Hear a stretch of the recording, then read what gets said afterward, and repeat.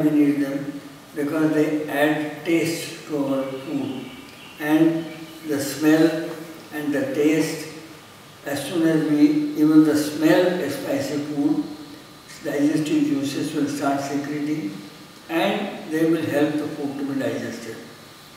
But anything in excess is bad, and therefore too much of spices will irritate the stomach to start with and the intestines to follow. And particularly capsicum, that is mirchi, contains a chemical called capsaicin, which is irritant to the intestinal tract. But we like the taste of it and we add to that, but too much of it is not desirable. And if you take capsaicin, there is capsicum, it is thrown out both in the intestinal tract as well as in the urine. So if there is a person who has any urinary tract irritation, taking capsaicin will make a person pass urine very often. So for a person who has any urinary problem or a person who has any digestive problem responsible for loose motions or irritation, first thing to stop would be to stop capsaicin. Next thing to stop would be all other spices also, because they are also irritant. And take bland food till that infection goes. And otherwise you can take it. Otherwise, bland food has no advantage.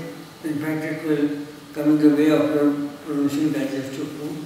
Eat food which is adequately tasty, and whatever is your taste is good enough for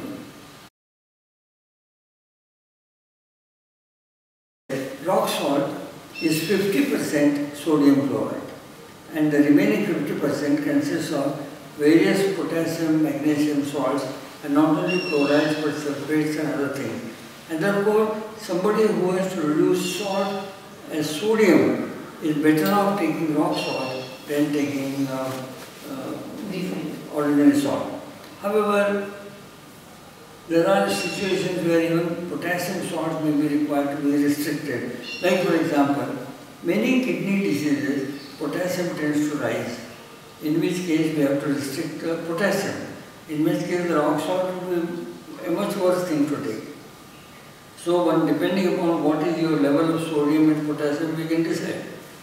There has to be a balance in sodium and potassium. Very much so. All this sodium has to be outside the cell, and all the potassium has to be inside the cell. And therefore, if a person who has got either too much of sodium outside or inside the cell, he will not be able to work properly. Sodium, if it were to be less inside the cell, then the muscles will go into cramps. And in fact, that is why in the past people thought that people in semi-tropics or tropics need more salt. It was later on found out that that's not true. I mean, even if a person were to sweat, sweating does not cause so much loss of sodium as much as sodium might be lost during a person who has taken a drug to get rid of it. And anybody who is put on a diuretic might lose sodium to get cramps, which is understandable. And that diuretic is invariably given because the person is swelling on the foot, and the swelling on the foot does not require diuretic at all. One of the commonest causes of swelling on the foot is what is known as incompetence of venous valves. Our arms and legs have two sets of veins. There are some veins which are very superficial, which you can see just underneath our skin. Their purpose is to dissipate heat outside like a radiator of a car.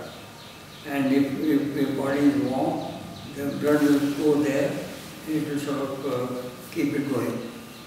Some people are born with a little more blood supply to the skin, and some are born with a little less blood supply. Those who are born with a little more blood supply, the skin temperature is slightly higher, and a person's hand will feel warm to others, whereas there is no fever as far as temperature goes. But mosquitoes can easily know, because mosquitoes have what is known as a thermal sensing device right on the top of the proboscis, which is the thing that they put inside. So a mosquito, when it is going on, can quickly pick up a warm skin. And in the same environment, you will come across people. Somebody says that there are no mosquitoes there. Somebody says, my God, there are too many mosquitoes biting on my face. And this sort of thing can happen. And because of the body temperature, the temperature variation may be 0.1 degrees Fahrenheit. But that is enough for the mosquito to know that. And all mosquito repellents, what they do is, they have a chemical dimethyl by name that is a volatile substance that blocks the thermal sensitivity of that mosquito. And if the mosquito fails to understand which is warm and which is not warm, and therefore won't bite you. But barring that, it doesn't do anything. It will not kill the mosquito. It will only allow, whereas a drug like DDT can kill the mosquito. And of course, nowadays it is not used because all the mosquitoes have become quite comfortable with DDT and they won't do anything of that kind happening going on over there. Now, the superficial veins dilate and dissipate heat, but we have a set of deep veins. They go by the side of our bones. Now, when we sit from the knee to the ankle, the leg is vertical. But when we stand, the whole body is vertical. So when we sit or stand, a part of the body is vertical. And when it is vertical, blood will reach through the arterial circulation, but will find it difficult to come out. And therefore, the deeper veins have got valves every 1 centimeter or 1.5 centimeter, so that the blood that is coming up, it won't go back down. For some reason or the other, these valves may become weak. And if a person has to sit for a long time, and when we sit on a chair, then the edge of the chair hits on the back side of our thigh and does not allow the blood to go back further anyway. So that if a person sits in his chair for 5 hours, 6 hours, 7 hours, 8 hours, then he will find that there will be some amount of swelling on his feet. How to get rid of it? Very simply by doing toes and ankle exercises. Lie down on your bed flat, keep the feet elevated by putting 3 pillows underneath the heel. Move your toes 10 times, move your ankle 10 times, lift up each leg upwards and move in the air 10 times. This entire exercise will not take more than 1 minute. Like that, you do it twice a day.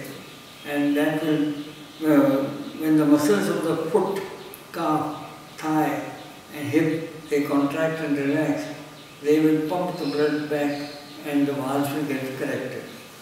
And that's all that is required. The commonest mistake made is to give a diuretic and get into a vicious cycle of diuretic inducing aldosterone secretion. Aldosterone will accumulate more water, there will be more swelling, there will be more diuretic, and it just keeps on occurring over there. Situation like that. That is about water, salt. So water, more water or anything doesn't have anything to do with blood pressure? No, not at all. By drinking more water, if you have more than what you need, kidneys will throw them out. So any amount of water you drink will be dependent upon what you are, how thirsty you are and what habits you have. But that will not increase your blood pressure at all. What increases somebody's blood pressure is frankly unknown to medical science today. But it is believed that it's a vicious cycle. Let us say for some reason the arteries constrict for a short while. They will constrict if a person is under stress of some kind. But when the arteries constrict, blood will not reach different parts of the body. And if similarly the arteries constrict, blood taken to the kidneys, blood will not reach the kidneys properly. Now kidneys, as I said a few minutes ago, filter out 180 liters in 24 hours. So they need a high pressure 24 hours. You have to have that. A slight drop of blood pressure because the arteries are too narrow, the kidney will secrete a hormone called aldosterone, which will cause blood pressure to rise. So now blood pressure, the arteries have become narrow only for a short while. The stress was there, the stress is gone. But the arteries have become narrow just for a few minutes, and aldosterone is now secreted. This aldosterone secreted produces certain changes in the body, keeps more water inside, puts more salt inside, increases blood pressure. That blood pressure will again constrict the artery. And once the process has begun, it cannot end. The only thing which is known to disrupt this process is meditation. Studies which were done on meditation revealed that we have two kinds of autonomic nervous system in our body, the sympathetic and the parasympathetic. The sympathetic nervous system, when it is activated, causes constriction of the arteries, and the parasympathetic nervous system, when it is activated, dilates the arteries. When a person reaches a state of meditation, then parasympathetic system becomes activated and the sympathetic system becomes less, so that the heart rate becomes low, the ejection fraction becomes low, the breathing cools down, the skin temperature falls down, then skin resistance, the electricity increases, because that is what is necessary. 21 different studies have been made on the body, which all prove that the parasympathetic nervous system is activated during meditation. However, it is not easy to get into the state of meditation. Not easy at all. It will require a lot of effort on the part of the person to do it. But it does not require a person to be highly intelligent. It does not require a person to be either very rich or very educated or very intelligent, nothing at all. But he has to be at it all the time, and then he will reach a stage where he will meditate. Initially maybe for a few seconds, it doesn't matter, and then a little more. But if he is in that state, this cycle can go. But as I said a minute ago, this is not easy. It is much easier to take a tablet. And therefore people start taking tablets and take it all their lives. The more the water you take, the more urine you will pass. With that urine, you will pass many water-soluble important substances in the body. For example, all water-soluble vitamins, they will all get thrown out. For example, all these minerals like sodium, potassium, calcium, they will all get thrown out because they are all water-soluble and they remain so. And therefore, important nutrients which we have managed to get it with great difficulty and stay in the body, they will all get thrown out. So drinking too much of water is not desirable. What is too much of water? It will vary from person to person. But a person is expected that when he sleeps, he is not required to pass urine throughout his period of sleep. He wakes up in the morning, he will pass urine. During the day, he might pass anything from 3 to 4 times. At each time, he might pass anything from roughly 350 to 500 ml of urine at a time, so that in the whole day, a person might pass not more than 1000 to 1500 ml of urine. And a person will feel thirsty accordingly. And so his thirst can guide how much water he should drink. There is no need and no advantage whatsoever in just drinking too much water early morning. We might drink a glass of water if you so feel like.